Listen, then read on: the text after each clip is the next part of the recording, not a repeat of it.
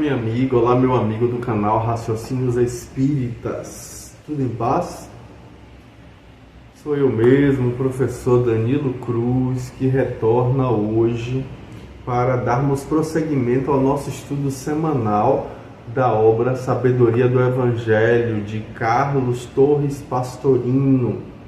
E hoje damos continuidade ao estudo do volume de número 4, e por conta disso vamos ter aí uma grata satisfação em prosseguir o estudo do capítulo Discipulato. E aí, como hoje o capítulo, como a gente explicou, é um capítulo muito extenso, hoje nós faremos o estudo da segunda parte.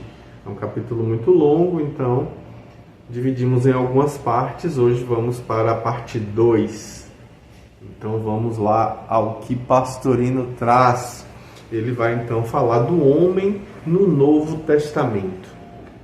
Pastorino traz que o Novo Testamento estabelece com muita clareza a constituição do homem, o ser humano, dividindo aí ele em seus vários planos vibratórios, concordando aí com toda a tradição iniciática da Índia e do Tibete, da China, da Caldeia, da Pérsia, do Egito, da Grécia. Embora não encontremos esse assunto didaticamente esquematizado em seus elementos, o sentido filosófico transparece de maneira nítida dos vários termos e expressões empregados ao serem nomeadas as partes constituintes do ser humano, ou seja, os vários níveis em que pode tornar-se consciente. E aí Pastorino traz que algumas das palavras são acolhidas do vocabulário filosófico grego, ainda que, por vezes, com pequenas variações de sentido.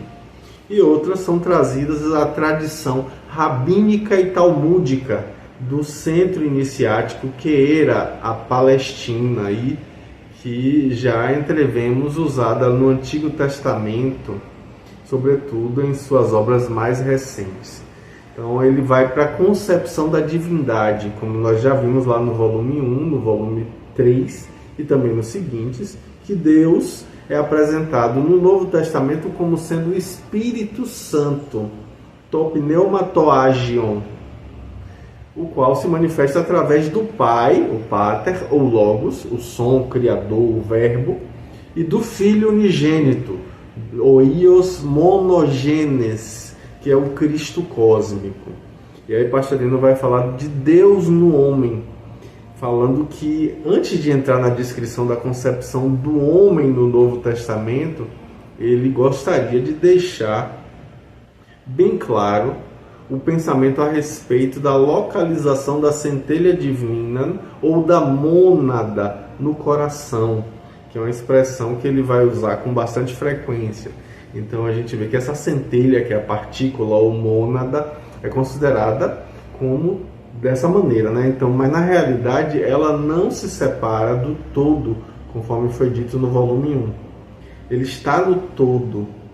E aí a gente vai ver que o todo está todo em todas as coisas e em cada átomo de cada coisa, conforme traz Agostinho e também Tomás de Aquino na sua Suma Teológica. Entretanto, os seres e as coisas acham-se limitados pela forma, pelo espaço, pelo tempo e também pela massa. E por isso é que ele afirma que em cada ser há uma centelha ou partícula do todo. No entanto, sendo esse todo infinito, não tem extensão.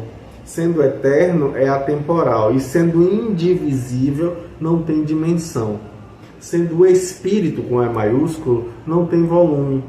Então, consequentemente, não pode repartir-se em centelhas nem em partículas, mas é concomitantemente tudo em todas as coisas, conforme a primeira carta de Paulo aos Coríntios, no capítulo 12, versículo 6.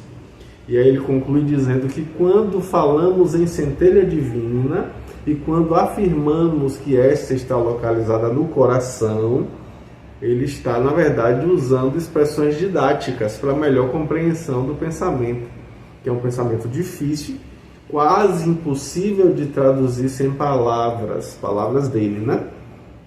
Então, de fato, porém, a divindade está toda em cada célula do corpo, como em cada um dos seus átomos, de todos os planos espirituais, astrais, físicos ou quaisquer outros que existam.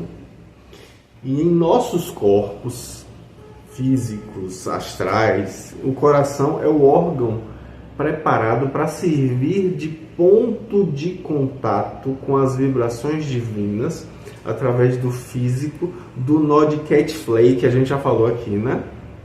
Então, didaticamente, dizemos que o coração é a sede da centelha divina, é apenas uma didática, uma visão didática.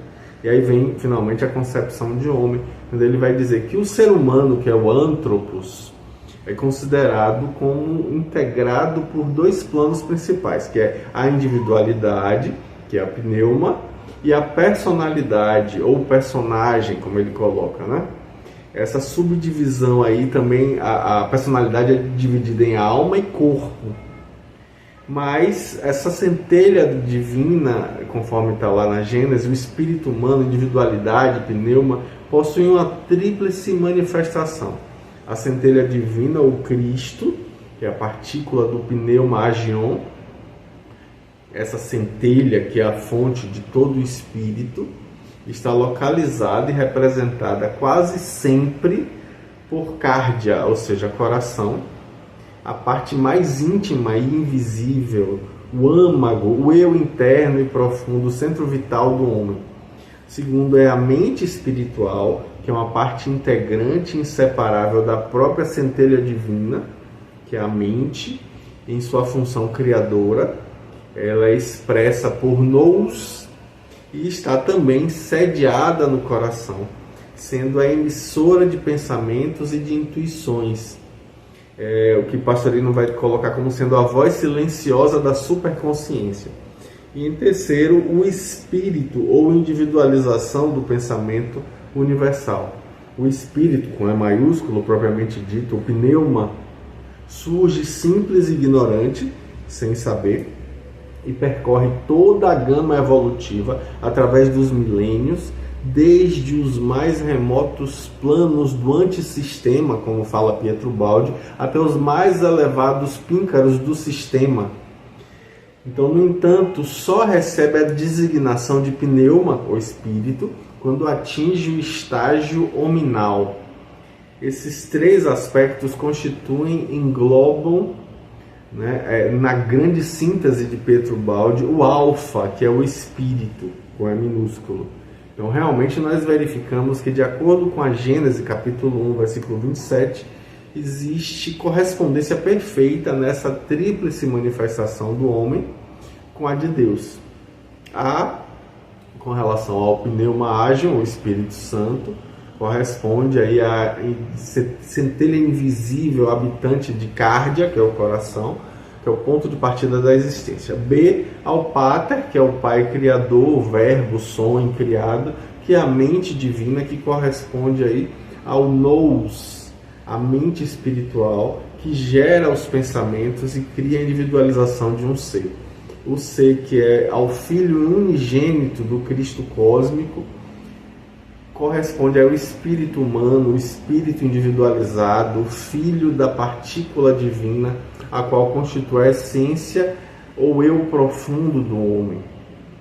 A individualidade é o eu que percorre toda a escala evolutiva, um eu permanente através de todas as encarnações, que possui um nome escrito no livro da vida e que terminará unificando-se com o eu profundo ou centelha divina, novamente mergulhando no todo.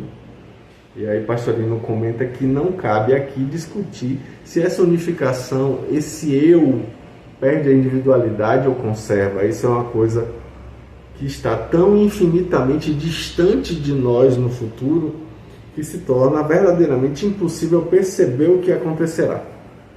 No entanto, assim como o pneuma agion, pater e ios, o Espírito Santo, o Pai e o Filho, né, no caso, são apenas três aspectos de um ser indivisível, assim também o Cristo Cárdia, nous e pneuma, Cristo, coração, mente, espiritual e espírito, são somente três aspectos de um ser indivisível, uma criatura humana. E aí ele vai falar sobre a questão da encarnação, dizendo que ao descer suas vibrações, a fim de poder apoiar-se na matéria, para novamente evoluir, o pneuma atinge primeiro o nível de energia, o beta, de Pietro Baldi. Quando então a mente se concretiza no intelecto, se materializa no cérebro, se horizontaliza na personagem ou na personalidade, começando aí sua crucificação. Então, nesse ponto, o pneuma já passa a se denominar psique ou alma. Essa pode ser considerada sob dois aspectos primordiais. A dianoia, que é o intelecto, que é o reflexo da mente, e a psique, propriamente dita, ou seja, o corpo astral, sede das emoções.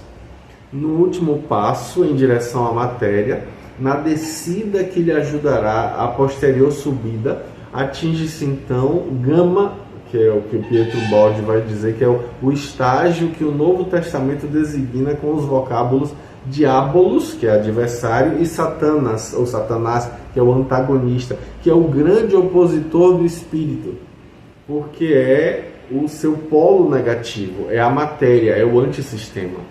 Aí na matéria aparece o soma, que é o corpo, que também pode subdividir-se em aima, que é sangue, que constitui o sistema vital, o duplo etérico, e o sarx, que é a carne, que é a carapaça de células sólidas, o último degrau da materialização do espírito. E aí ele vai para uma comparação, nos convidando a ver se com um exemplo grosseiro nós conseguimos compreender, não esquecendo aí do que ele chama de omnius comparatio claudicate. Observemos aí o funcionamento do rádio. Há dois sistemas básicos, um transmissor, que é o 1, e o receptor, que são milhares separados uns dos outros. Consideremos aí o transmissor sob três aspectos: a força potencial, que é capaz de transmitir, a antena emissora, que produz as centelhas, a onda hertziana, que é produzida pelas centelhas.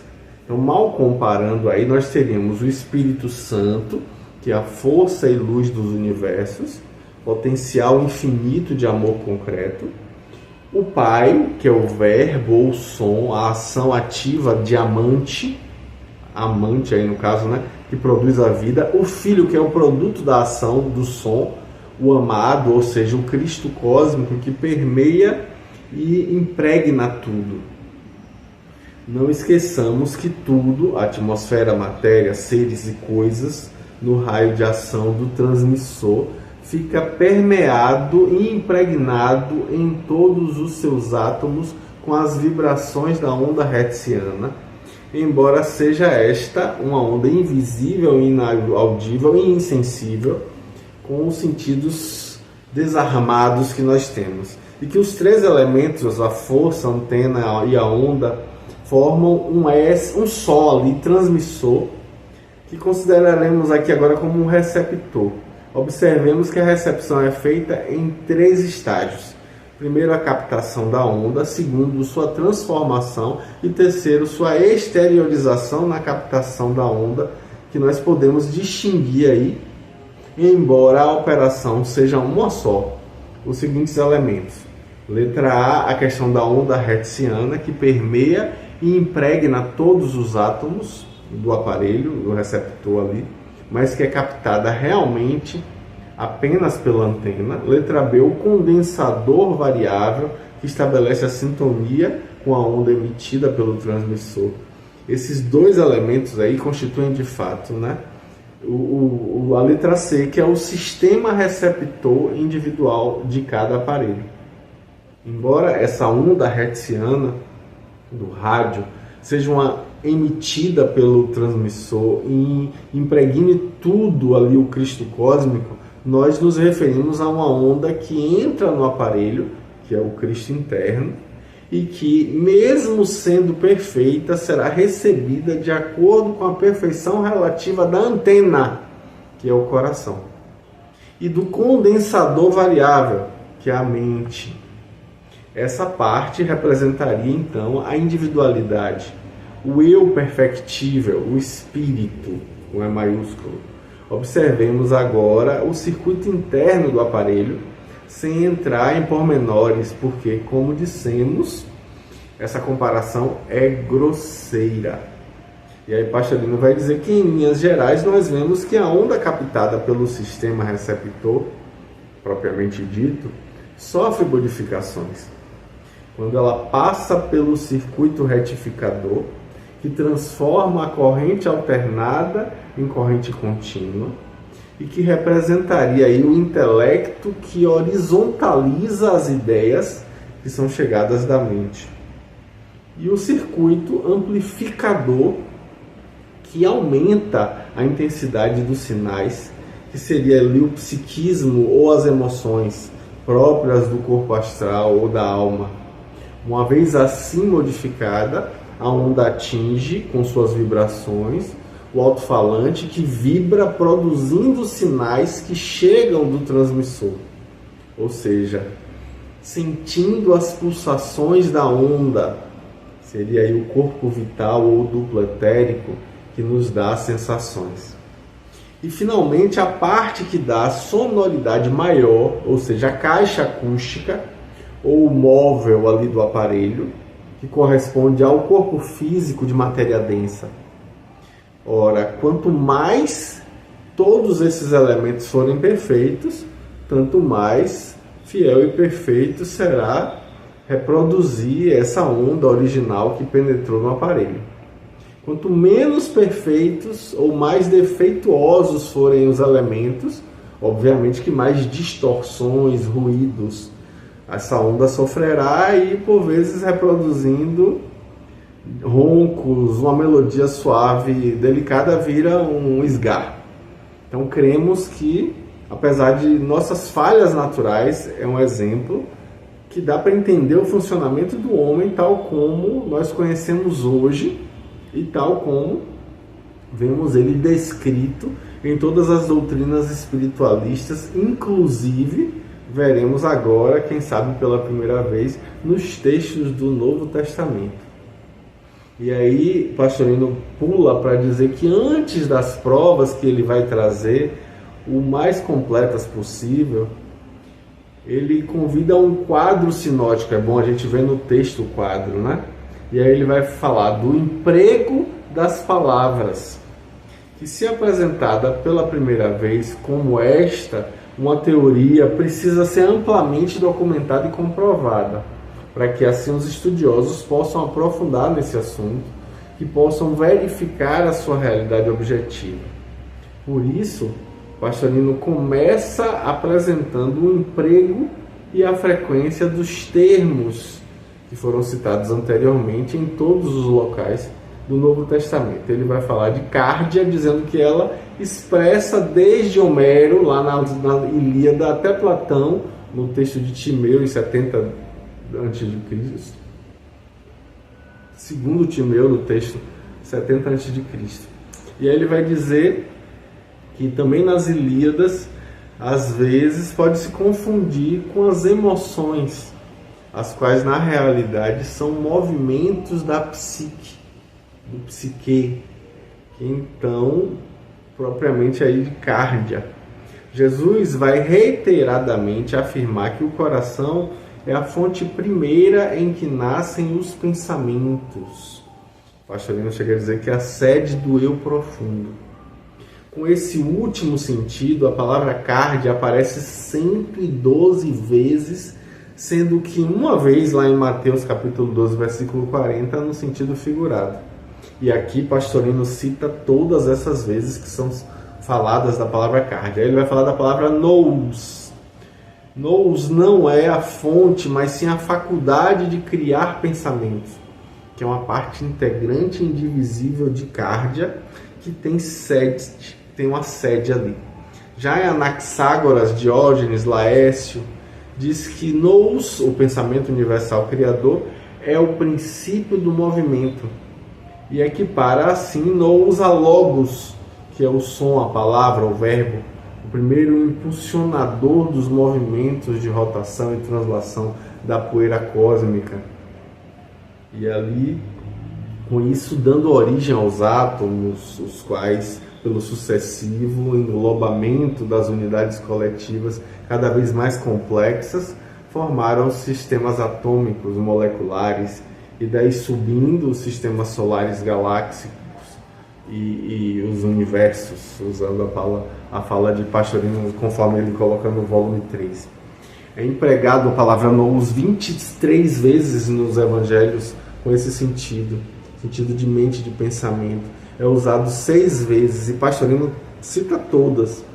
E o verbo derivado daí, noem, que é empregado 14 vezes, sendo que com absoluta clareza em João, no capítulo 12, versículo 40, quando ele escreve compreender com o coração. Olha que interessante, né? E aqui Pastorino vai citar todas as 23 vezes que nous aparece. E a pneuma também, que significa o sopro ou espírito, é usado 354 vezes no Novo Testamento. E toma diversos sentidos básicos. E Pastorino cita algumas vezes aqui no texto esses sentidos. E aí ele vai trazer o quê? Que pode se tratar de espírito, caracterizado aí como sendo o santo, designado amor concreto, base e essência de tudo que existe. Seria o correspondente de Brahman, o absoluto, no hinduísmo.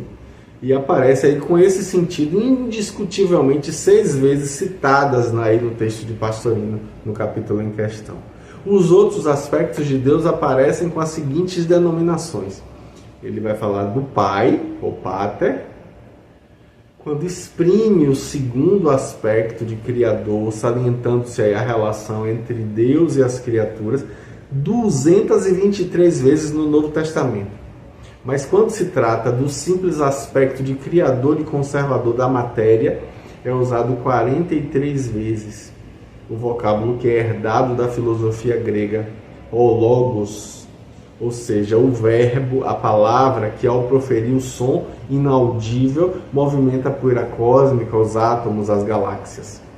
A letra B ele vai falar do Filho unigênitos, ou ios monogenes, que a gente já falou aqui há pouco, que caracteriza o Cristo cósmico, que é toda a criação englobando aí a mente e que é a realidade profunda, um dos aspectos da divindade.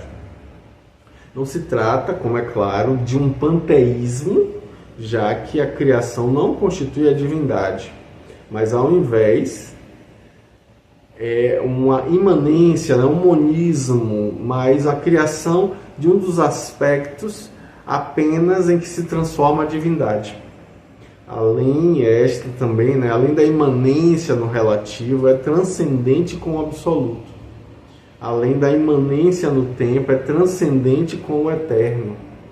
Além da imanência do finito, é transcendente como o infinito. A expressão Filho unigênito só é usada por João, e aí ele cita todas, e em todos os demais passos é empregado o termo o Christos, ou seja, o ungido, ou melhor, o permeado pela divindade, que pode se exprimir tanto como sendo o Cristo cósmico, que impregna tudo, quanto o Cristo interno, se o olharmos ali sob o ponto de vista da centelha divina, no âmago da criatura. Quando não é feita a distinção nos aspectos manifestantes, o Novo Testamento emprega o termo genérico o Theos, que é Deus, precedido do artigo definido. Além desse sentido, nós encontramos também a palavra pneuma, exprimindo o espírito humano individualizado.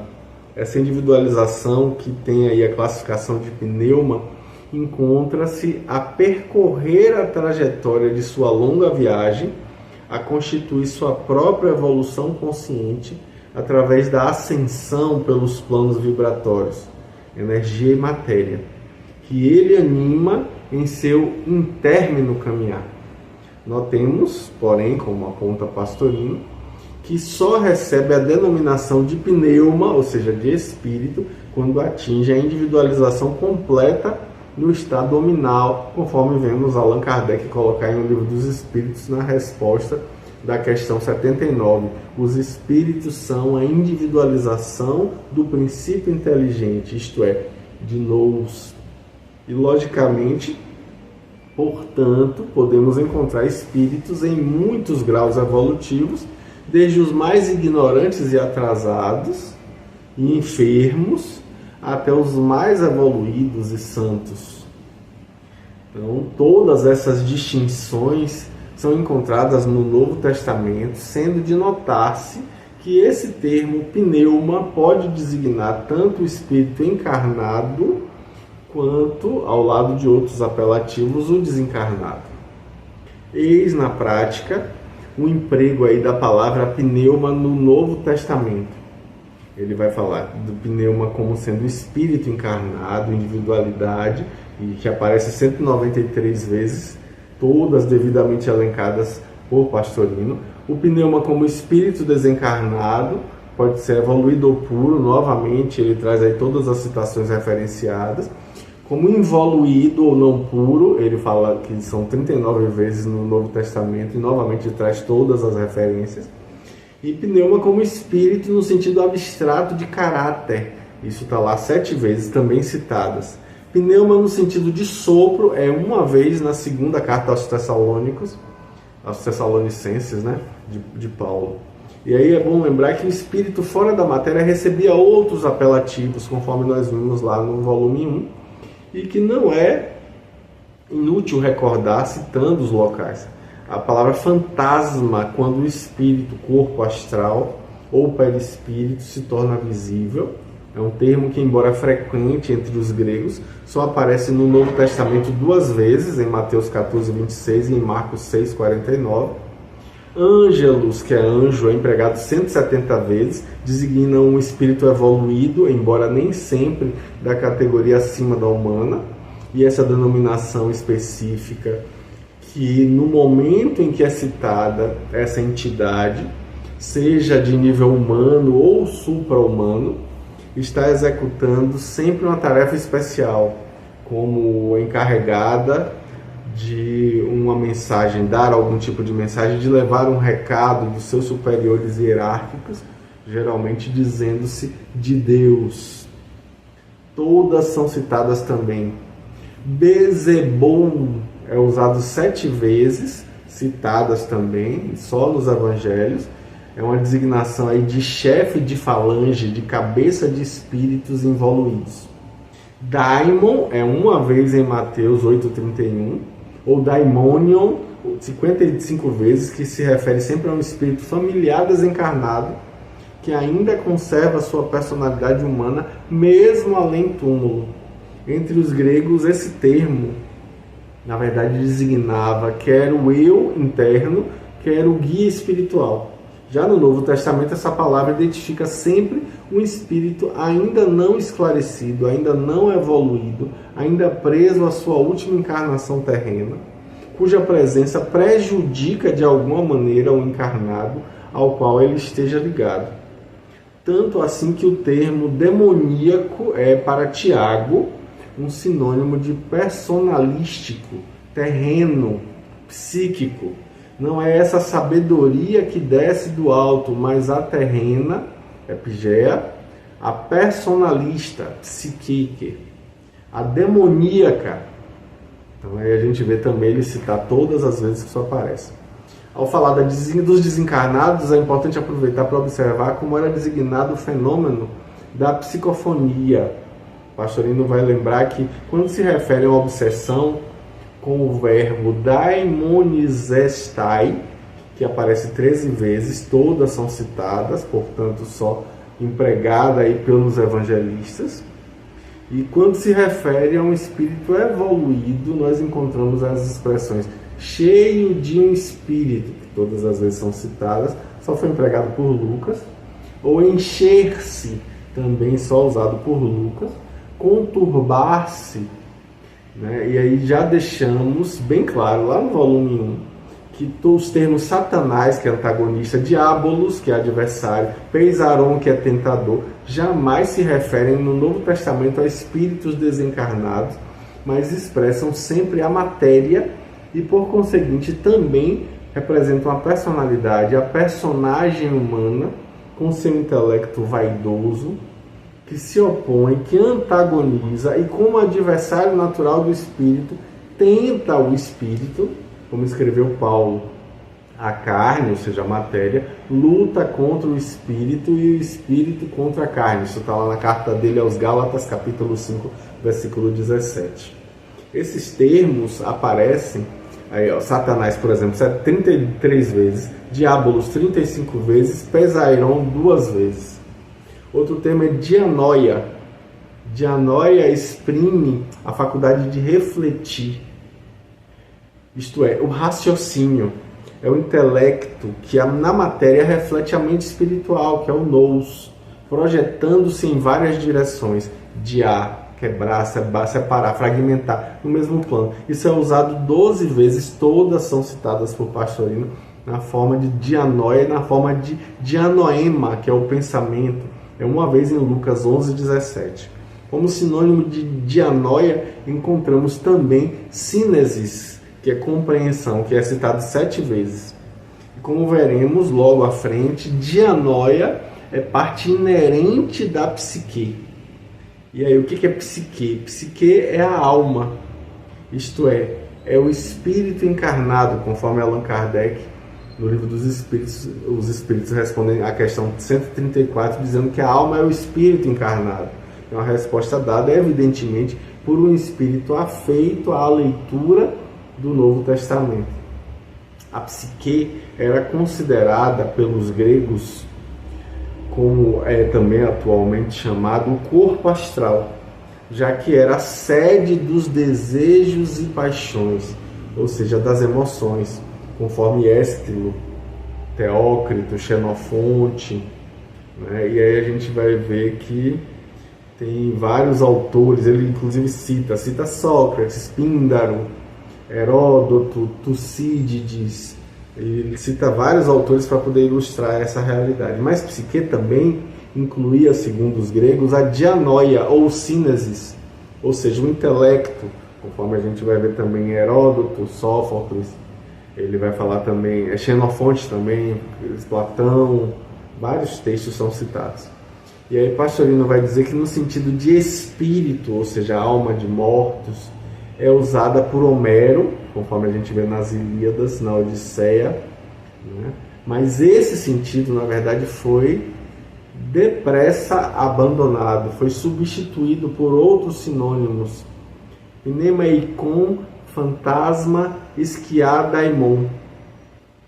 Então, psique é empregado quase sempre no sentido de espírito, preso à matéria, espírito encarnado, ou seja, como sede de vida, até como a própria vida humana, isto é, como a personagem terrena, a personalidade, a sede do intelecto e das emoções. Em 92 passos, isso também, tudo citadinho por Pastorino, ele coloca isso. Note-se, todavia, que no Apocalipse, o termo é aplicado aos desencarnados por morte violenta, por ainda conservarem no além-túmulo as características da última personagem terrena, a última personalidade que você teve. Então, o adjetivo psíquicos é empregado com o mesmo sentido de personalidade. Os outros termos que entre os gregos eram usados nesse sentido de espírito desencarnado, o Novo Testamento não os emprega com essa interpretação, conforme pode ser verificado. A palavra eidos, que é aparência, eidolon, que é ídolo, eikon, que é imagem, né? E esquia, que é sombra. Também os gregos, desde Homero, a gente vê que tinha a palavra thumos, que era tomada de um sentido de alma encarnada. Teve ainda sentidos diversos, exprimindo aí coração, quer como sede do intelecto, quer como sede das paixões. fixou-se ali, entretanto, mas nesse último sentido, e todas as vezes que deparamos no Novo Testamento, parece como sendo um designativo de força, e aí ele traz todas as citações para esse sentido, para essa argumentação. Eu sei que é um capítulo denso, é um capítulo diferente do que a gente está habituado, um capítulo mais teórico, mas ainda assim é um capítulo interessante para a nossa reflexão, para o nosso crescimento, para o nosso aprendizado. Na semana que vem a gente dá prosseguimento, tá?